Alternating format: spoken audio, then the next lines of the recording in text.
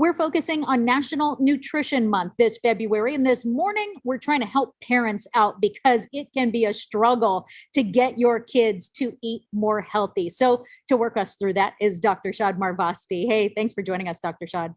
Thank you. So first, we've got to talk about why is it so hard for families to have their kids eat better? It starts with access, really. Absolutely. As we mentioned, the standard American diet is set. And the reason for that is because we have food policies that are at odds with health.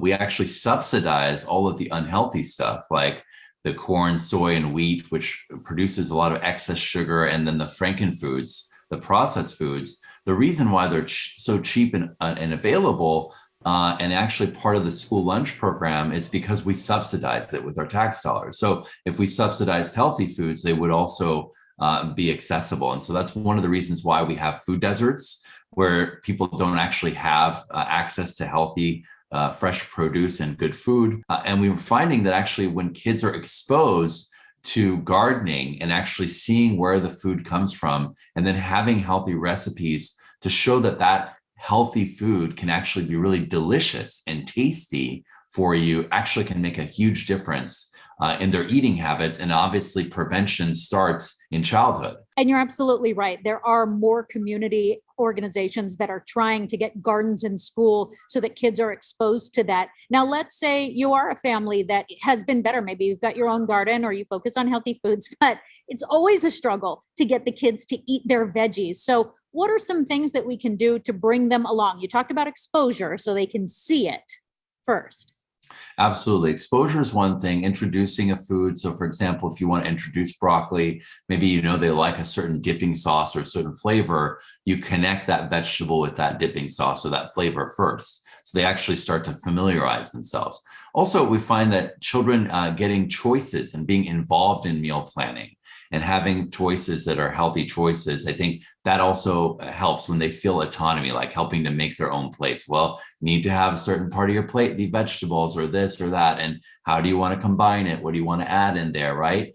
And then also making sure to have healthy foods and also role modeling.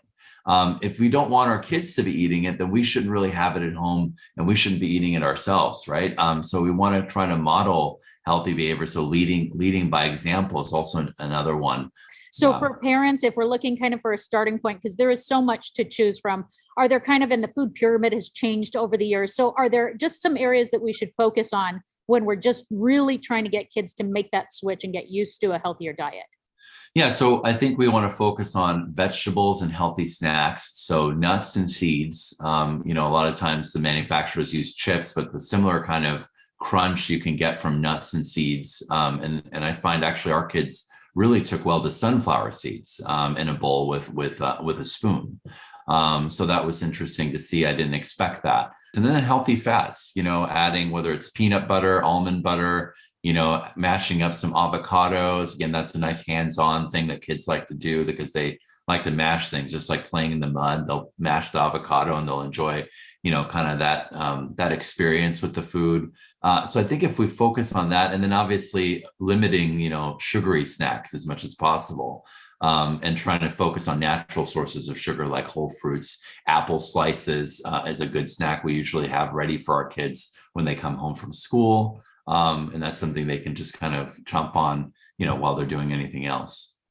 Sometimes it can be all about texture, and it's really about starting those early habits for sure. If you have questions about any of these issues or other medical topics that you'd like to hear from our Health Insider, make sure you email us, healthinsider@abc15.com. And Dr. Shad, we will focus next week on the effect of nutrition and diabetes. That's coming up. So we'll see you then.